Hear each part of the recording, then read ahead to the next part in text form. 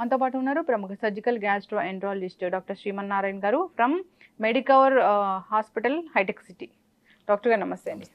చాలా మంది భోజనం చేయగానే మోషన్ వెళ్ళాలని ఫీలింగ్ ఉంటుంది, అది ఎవరిలో చూస్తాం డాక్టర్ గారు? జనరల్ గా దాన్ని ఇరిటబుల్ బవల్ సిండ్రోమ్ అంటామండి. యాక్చువల్ గా మనం భోజనం చేయంగానే అంటే మీరు చిన్నపిల్లల్ని చూస్తే మనము 1-2 years వరకు పాలు తాగంగానే మోషన్ కి వెళ్తారు. ఫస్ట్ మన అమ్మ వాళ్ళు అడిగే క్వశ్చన్ అది, తింటే మోషన్ కి వెళ్తాడు, మోషన్ కి వెళ్తే పాలు తాగుతాడు.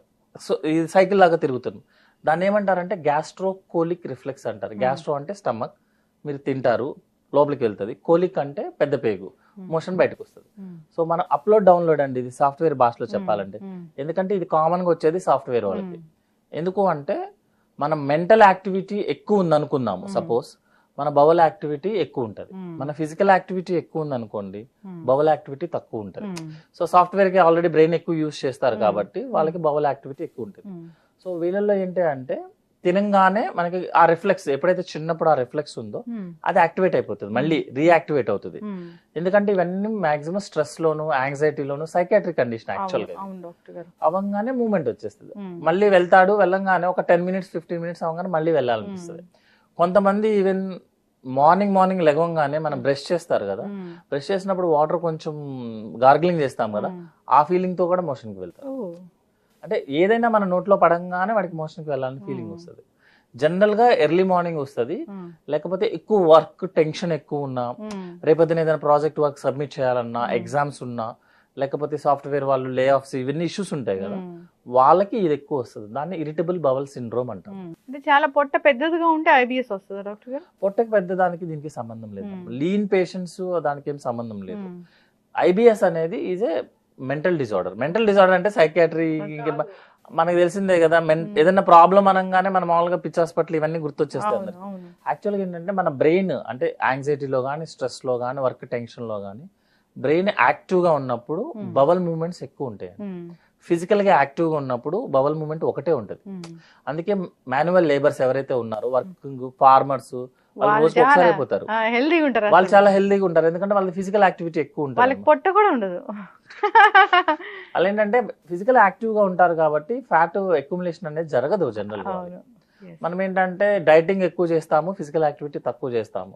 సో తిన్నదంతా పొట్టలోకి వస్తుంది. గట్ హెల్త్ బాగుండాలి, ఈ మోషన్ కి సంబంధించిన ఇష్యూస్ ఏం రాకూడదు అని అంటే అసలు జనరల్ గా టెస్ట్లు అంటే ఏముంటాయి? ఎన్నాళ్ళకి ఒకసారి డాక్టర్ని కలవాలి? ఏ ఏజ్ లో అసలు డాక్టర్ని సంప్రదించి ఎలాంటి టెస్టులు చేయించుకోవాలి డాక్టర్? జనరల్ గా టెస్ట్ల మీద ఎక్కువసేపు డిపెండ్ అవడం అనేది కరెక్ట్ కాదండి. ఫస్ట్ ఇప్పుడు మేము కూడా ఓపీలో కూర్చున్నప్పుడు రాగానే ఏంటమ్మా నీ ప్రాబ్లం అనగానే ఒక పెద్ద బండిలో ఒకటి ఇచ్చేసి, ఆల్రెడీ ఎండోస్కోపీ అయిపోయింది సార్, కొలనోస్కోపీ అయిపోయింది, స్కాన్ అయిపోయింది, అన్ని అయిపోయాయి సార్, మీరు అవి చూసేసి చెప్పండి అని చెప్తారు.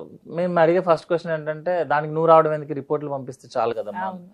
సో జనరల్ గా ఎప్పుడైనా మన డాక్టర్ దగ్గరికి వెళ్ళినప్పుడు ఫస్ట్ ఆ పేపర్స్ అన్ని పక్కన పెట్టి మీ ప్రాబ్లం ఏంటో చెప్పాలి. ఒక 10 minutes లేదా అట్లీస్ట్ ఒక 5 minutes, సార్ నాకు ఈ ప్రాబ్లం ఉందని. 90% గ్యాస్ట్రిక్ ప్రాబ్లమ్స్ అన్ని కూడా మన హిస్టరీలో చెప్తాయి. టెస్టుల్లో దొరికేవి ఓన్లీ ఇన్ఫెక్షన్స్ ఉన్నాయా, అల్సరేటివ్ కోలైటిస్ కానీ, క్రాన్స్ డిసీజ్ అనే కండిషన్ ఉందా, క్యాన్సర్ ఉందా, ఈ 3 కండిషన్స్ తప్ప మీకు ఏమీ దొరకవు రిపోర్ట్స్ లో. మన బాడీలో గట్టికి సంబంధించిన 100 ప్రాబ్లమ్స్ ఉంటాయి, మనకు తెలిసేవే 3 ప్రాబ్లమ్, మిగతా 97 ప్రాబ్లమ్ మన హిస్టరీలో చెప్పాలి. అంతే తప్పించి మేము ఎండోస్కోపీ చేయించుకున్నాం సార్, మాకు చాలా మంది వస్తారండి, మినిమం 10 ఎండోస్కోపీలు ఉంటాయి. చివరికి ట్విస్ట్ ఏంటంటే అసలు డైట్ ఫాలో అవడం. అదేమంటే నాకు వర్క్ కదా సార్, నా వర్క్ లో నేను ఎలా డైట్ ఫాలో అవుతా అంటారు. ఒక పక్క డైట్ ఫాలో అవడం, ఒక పక్క ఎండోస్కోపీ చేయించుకుంటాం. ఎండోస్కోపీలో అసలు ఏం తెలుస్తుంది డాక్టర్? జనరల్ గా అండి ఇప్పుడు మనము వేగ్ వర్డ్ లో తిన్నది అరగలేదు సార్, వేడి చేసింది అనే టెక్నికల్ వర్డ్స్ యూజ్ చేస్తాం మనము. మేమేం చేస్తామంటే దాన్ని గ్యాస్ట్రిక్ ప్రాబ్లం అంటాం. ఎండోస్కోపీ చేస్తే దాన్ని అల్సర్ అని రాస్తారు. అన్ని సేమ్ వర్డ్స్ అండి.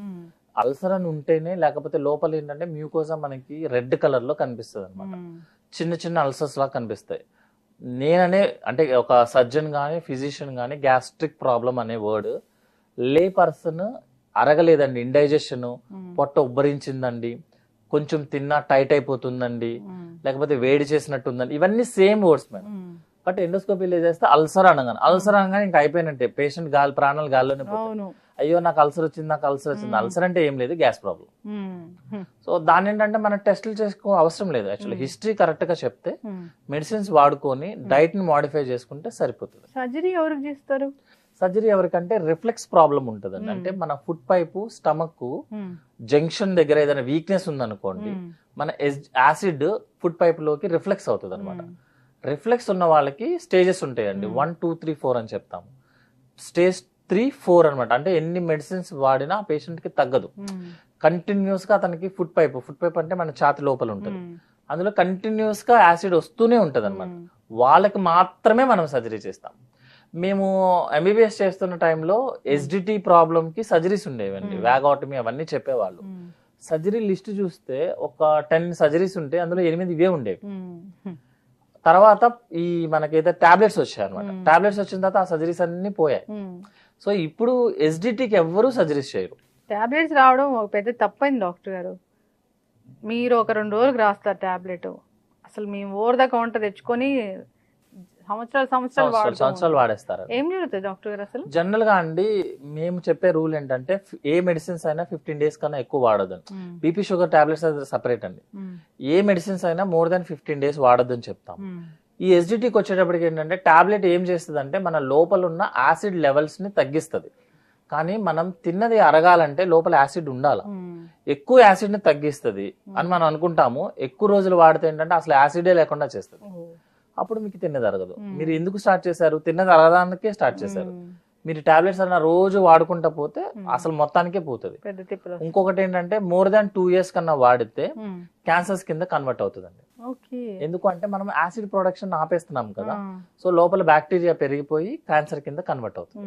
వెరీ రేర్ పాసిబిలిటీస్, కానీ మన మెడిసిన్స్ మనమే తెచ్చుకున్నాం. సో మెడిసిన్స్ కన్నా డైట్ ని కంట్రోల్ చేసుకోవడానికి వాడాలి.